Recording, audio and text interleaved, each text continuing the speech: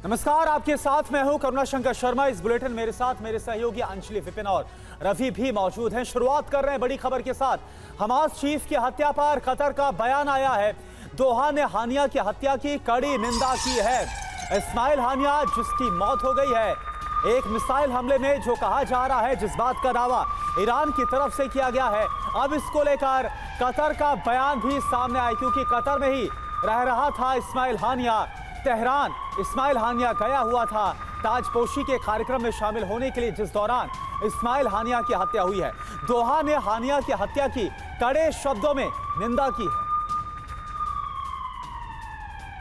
तो Hamas chief की हत्या पर कतर का बयान भी आगे, इससे पहले भी हमने आपको दिखाया था तुर्की रूस, उनकी तरफ से भी जिस तरह से इस्माइल हानिया की हत्या हुई है उसको लेकर विरोध जताया गया है। और अब कतर का बयान।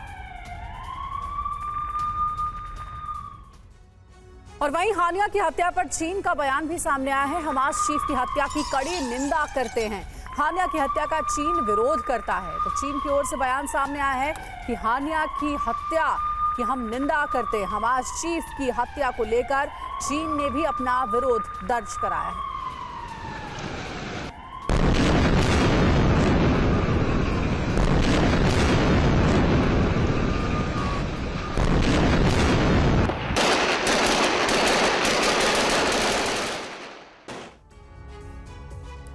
और अगली बड़ी खबर का रुख करते हैं। इस्माइल हानिया की हत्या पर बड़ा खुलासा हुआ है। हत्या के वक्त आईआरजीसी के गेस्ट हाउस में रुका हुआ था हानिया। आईआरजीसी के गेस्ट हाउस में हानिया की हत्या की गई है।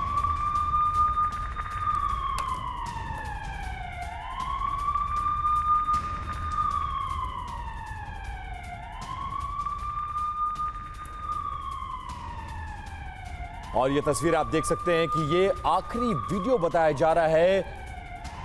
ईरानी राष्ट्रपति के साथ इस्माइल हानिया को देखा गया। शपथ ग्रहण समारोह में शामिल होने के लिए तेहरान पहुंचा हुआ था और वहीं के गेस्ट हाउस में जहां इसके रुकने का इंतजाम किया गया था, इसके लोकेशन को ट्रेस किया गया और इसको एक मिसाइल के हमले में मार गिराया गया।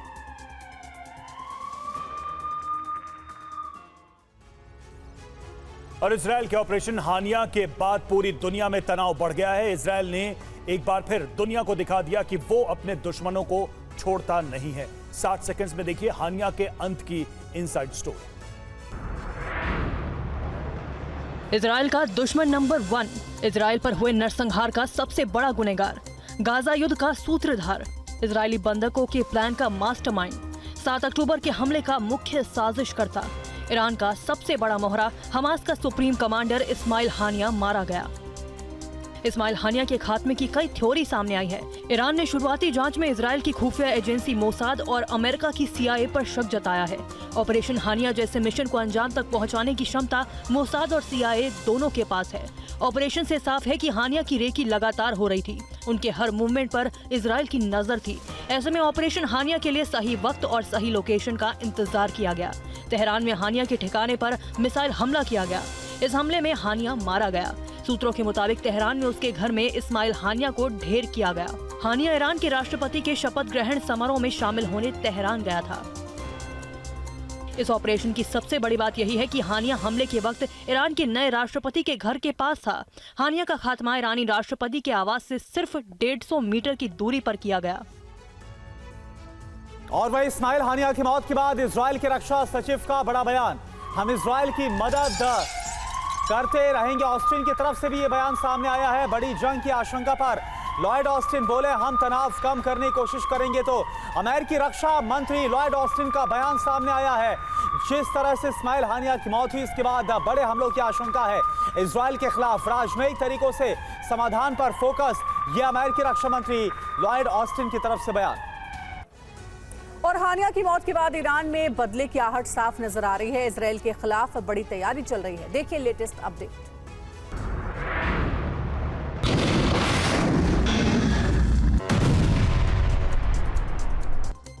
हानिया की मौत का बदला ईरान लेगा। क्या है इजराइल से बदले का प्लान? तेहरान में इजराइल के तमाम दुश्मन एक साथ जुटे हैं। हानिया की मौत के बदले का बड़ा प्लान तैयार हो गया है। ईरान के विदेश मंत्रालय ने हानिया की हत्या पर बड़ा बयान जारी किया। ईरान ने खुली धमकी देते हुए कहा कि हानिया की मौत जाया नहीं जाएगी। हानिया के खून के हर कतरे का दुश्मन से चुन चुनकर हिसाब होगा। ईरान ने इजरायल को सीधी धमकी देते हुए कहा कि इजरायल को इस दुस्साहस की बड़ी कीमत चुकानी होगी। ईरान ने कहा कि इजरायल ने अब रेड लाइन क्रॉस कर दी है। इजरायल अब इसका अंजाम भुगतेगा। हानिया की हत्या के बाद ईरान में लगातार हलचल जारी है। इस बीच ईरान की राष्ट्रीय सुरक्षा परिषद की इमरजेंसी बैठक बुलाई गई। बैठक में इजरायल के खिलाफ बड़ा एक्शन प्लान तैयार किया गया। हानिया की हत्या पर ईरान में भी सवाल उठ रहे हैं। ईरानी मीडिया ने इसे बड़ी खुफिया नाकामी करार दिया। ईरानी मीडिया ने लिखा कि तेहरान में हानिया की हत्या ईरान के लिए बहुत ही शर्मनाक नाकामी है। हानिया की हत्या के मामले में ईरान की खुफिया एजेंसीज भी पूरी तरह फेल साबित हुई हैं। तो अब सवाल यह उठ रहा है कि क्या ईरान में बदले का प्लान बन रहा है। आपको बताते हैं कि अभी ईरान में क्या कुछ हो रहा है। क्या इजराइल पर बड़ा हमला होने वाला है? इन तमाम चीजों को लेकर इस रिपोर्ट को देखिए।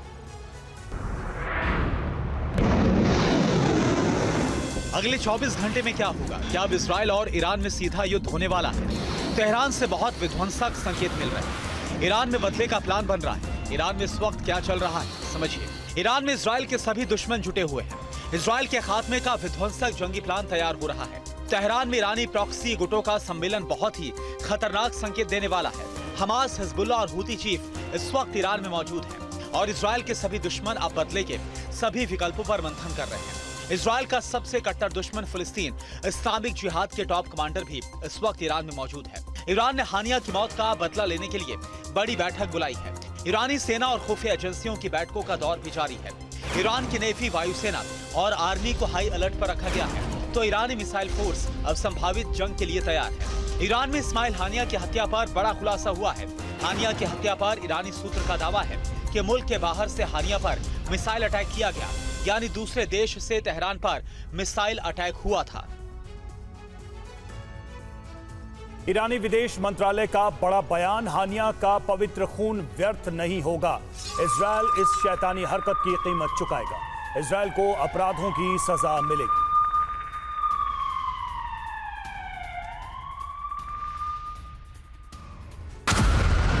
तेहरान पर हुए हमले को ईरान ने संप्रभुता पर हमला करार दिया। हानिया को मारने के तरीके पर ईरान में इजराइल के खिलाफ भारी गुस्सा है, तो ईरानी नेतृत्व पहले से ही इजराइल के खिलाफ जंगी प्लान को तैयार करने में जुटा है। ईरान में शीर्ष नेतृत्व की बैठकों का दौर भी जारी है। ऐसे में इजराइल के खिलाफ किसी भी वक्त बड़ा फैसला संभव है। ईरानी विदेश मंत्रालय ने इजराइल के खिलाफ जंग के संकेत दिए। ईरान ने कहा कि हानिया का पवित्र खून व्यर्थ नहीं होगा। इजराइल इस शैतानी हरकत की कीमत चुकाएगा। इजराइल को अपराधों की सजा मिलेगी। सुनिए ईरानी कमांडर अल जदीद ने हानिया की हत्या पर इजराइल को धमकी देते हुए क्या कहा। इस बीच हमास चीफ की हत्या पर हूती ने भी बयान जारी किया है। हूती ने इजराइल को धमकी देते हुए कहा कि हानिया को निशाना बनाना आतंकी हमले की तरह है। इंटरनेशनल कानून और आदर्श मूल्यों का उल्लंघन है। इजराइल को इस हिमाकत की कीमत चुकानी होगी। और बड़ी खबर, एक तरफ इजराइल ने 7 अक्टूबर 2023 के हमले का बदला लिया, तो दूसरी तरफ एक दिन पहले यानी कि 30 जुलाई को गोलान हाइट्स में हुए हमले का भी बदला लिया है। और इस बीच एक और बड़ी खबर आपको बताएं, इजराइल ने जारी किया है हाई अलर्ट। दुनिया भर के दूतावासों में अलर्ट जारी किया गया। यहूदी संस्थानों की सुरक्षा बढ़ाने के लिए कहा गया है। ईरान समर्थित संगठनों के हमले की अब आशंका काफी ज्यादा बढ़ गई, इसके चलते अलर्ट।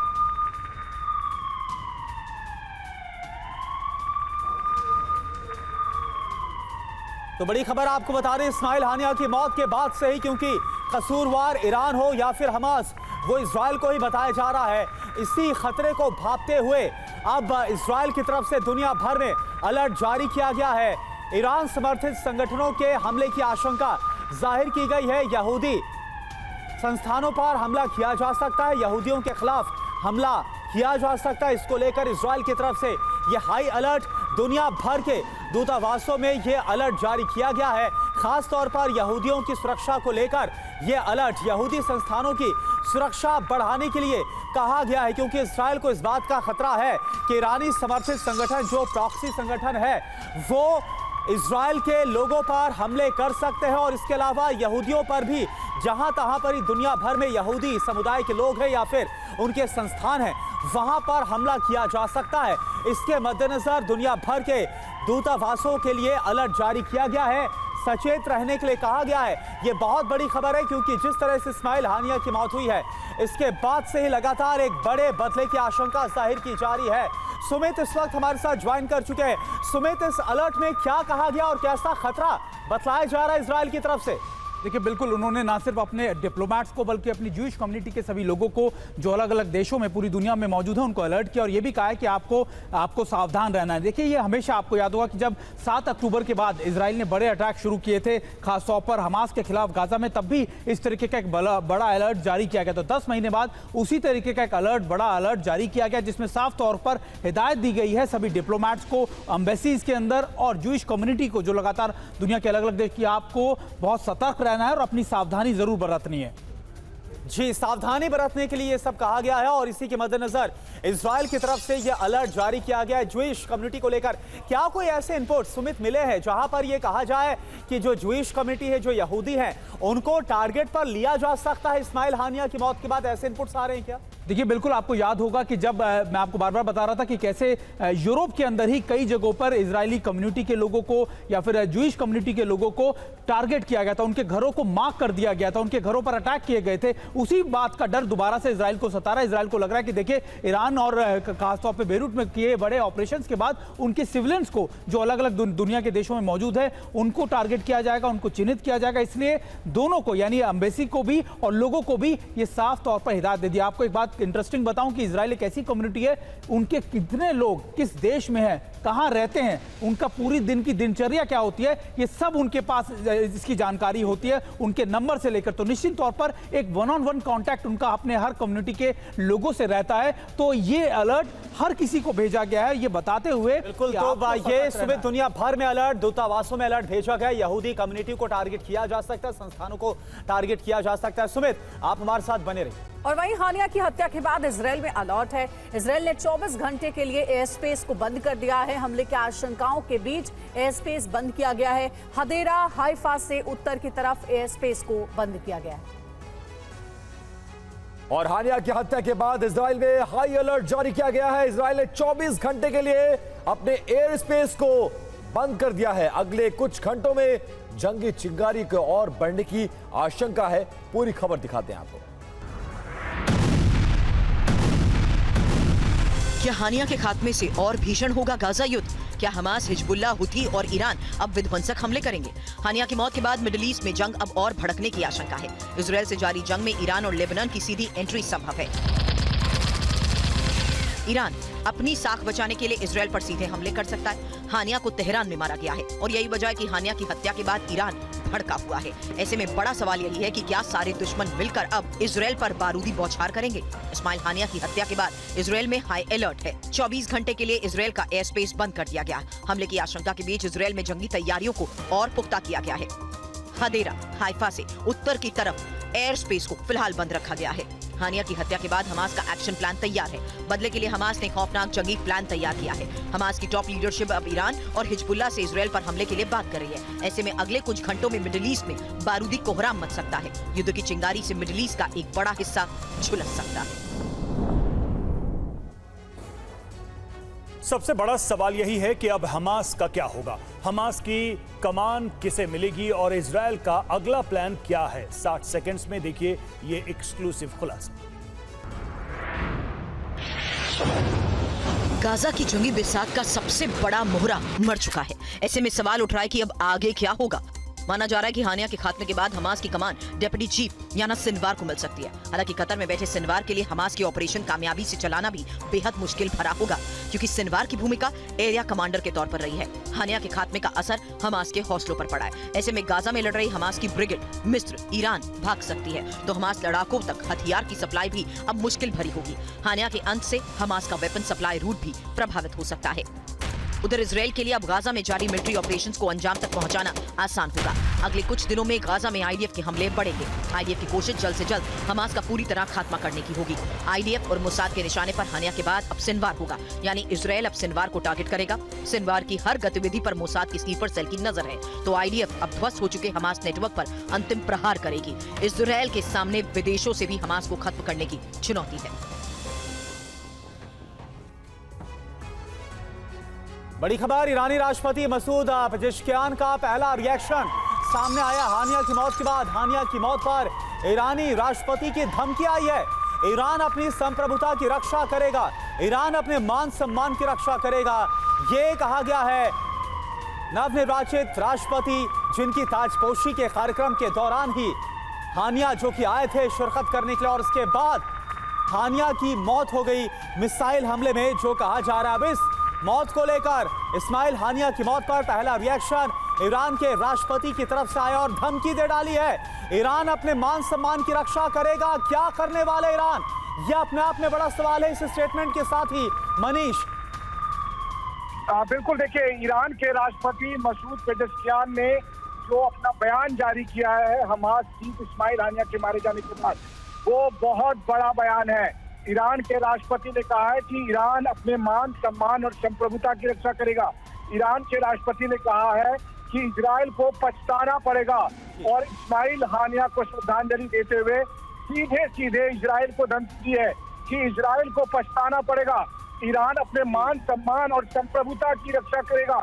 ये ठीक उसी तरह का बयान है जैसा कि सीरिया में ईरान के एम्बेसी पर हुए हमले के बाद ईरान ने यह प्रतिक्रिया दी थी कि ईरान अपने संप्रभुता की रक्षा करेगा। तो इसका मतलब यह है कि इस्माइल हानिया के मारे जाने को ईरान ने अपनी साख पर हमला बताया है, अपनी संप्रभुता पर हमला बताया है, और इसीलिए ईरान के राष्ट्रपति ने शपथ ग्रहण के 24 घंटे के भीतर ईरान के राष्ट्रपति ने इजराइल को लेकर जो बयान दिया है, इस्माइल हानिया के मारे जाने को लेकर जो बयान दिया है, वो साफ हो गया है कि अब ईरान का अगला कदम क्या होगा। यानी इस्माइल हानिया के मारे जाने के बाद ईरान की तरफ से इजराइल को चेतावनी दी गई है कि इजराइल को पछताना होगा, और ईरान अपने मान सम्मान और इजराइल को पछताना होगा और बड़ा कदम उठाया जाएगा ईरान की तरफ से। ये साफ तौर पर इस बयान के बाद संकेत मिलते हुए नजर आते हैं। इससे पहले विदेश मंत्री ने यह भी कहा था कि इजराइल ने रेड लाइन को क्रॉस किया है। बहुत बहुत शुक्रिया आपका मनीष झा इस पूरी जानकारी के लिए। तो एक तरफ जहां इजराइल ने 7 अक्टूबर 2023 के हमले का बदला लिया है, तो दूसरी ओर एक दिन पहले यानी कि 30 जुलाई को गोलान हाइट्स में हुए हमले का भी बदला ले लिया है। तो देखिए, दो तस्वीरें जो आपको दिखा रहे हैं, दोनों ही बड़ी कार्रवाई की तस्वीर आपको दिखा रहे हैं। 28 जुलाई को जो बड़ा हमला हुआ था, 12 बच्चों की इसमें मौत हो गई थी।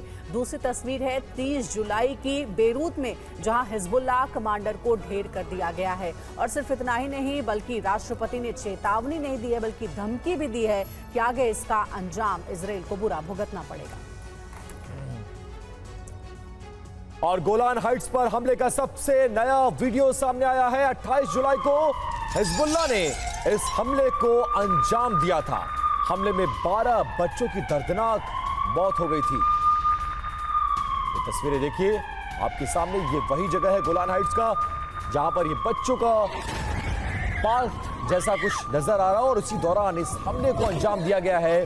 तो हिजबुल्लाह का टॉप कमांडर मारा गया। इजरायली हमले में मारा गया फौद शुकर। गोलान हाइट्स हमले का मास्टरमाइंड बताया जा रहा शुकर, और बेरूत में इजराइल की बमबारी में ढेर हुआ शुकर।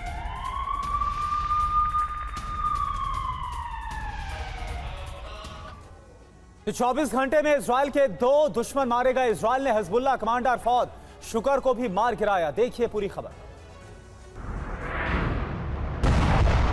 इजराइल फोर्स को एक और बड़ी कामयाबी मिली है। इजराइल का गोलान हाइट्स का इंतकाम पूरा हुआ। आईडीएफ ने हिजबुल्लाह कमांडर फौद शुकर को भी मार गिराया। गोलान हाइट्स हमले का मास्टरमाइंड फौद शुकर आईडीएफ के हमले में ढेर हो गया। फौद शुकर की मौत हिजबुल्लाह के लिए सबसे बड़ा झटका है। ऐसे में जान लीजिए आखिर कौन था फौद शुकर। हज मोहसिन और फौज शुकर इस वक्त हिजबुल्लाह चीफ नसरल्लाह का वरिष्ठ सैन्य सलाहकार था। हिजबुल्लाह का टॉप कमांडर फौज शुकर हमलों की प्लानिंग करने में माहिर था। इसने इजराइल के खिलाफ हिजबुल्लाह के कई बड़े हमलों को अंजाम दिया था। ऐसे में आईडीएफ और मोसाद की हिट लिस्ट में फौज शुकर का नाम टॉप पर था। तो अमेरिका ने भी इस खतरनाक कमांडर पर $5 मिलियन का इनाम रखा हुआ था। गोलान हाइट्स स्टेडियम में हुए नरसंहार का फौज शुकर ही मास्टरमाइंड था। हिजबुल्लाह का ये खतरनाक कमांडर 1983 में बेरूत में अमेरिकी मरीन बैरक पर हुए हमले की वजह से चर्चा में आया था। कुख्यात फौज शुकर के खात्मे से हिजबुल्लाह की रीढ़ टूट गई है। हिजबुल्लाह चीफ नसरल्लाह के लिए फौज शुकर का अंत सबसे बड़ा सदमा है। ऐसे में अब इजराइल पर हिजबुल्लाह के हमले बढ़ सकते हैं। इसराइल का हिजबुल्लाह से विध्वंसक बदला, गोलान हाइट्स हमले का बदला लिया गया है। बेरूत की इमारत पर आईडीएफ की भीषण बमबारी हुई। लड़ाकू विमानों ने इमारत पर मिसाइल गिराई है। आईडीएफ के हमले में तबाह हुई पूरी इमारत।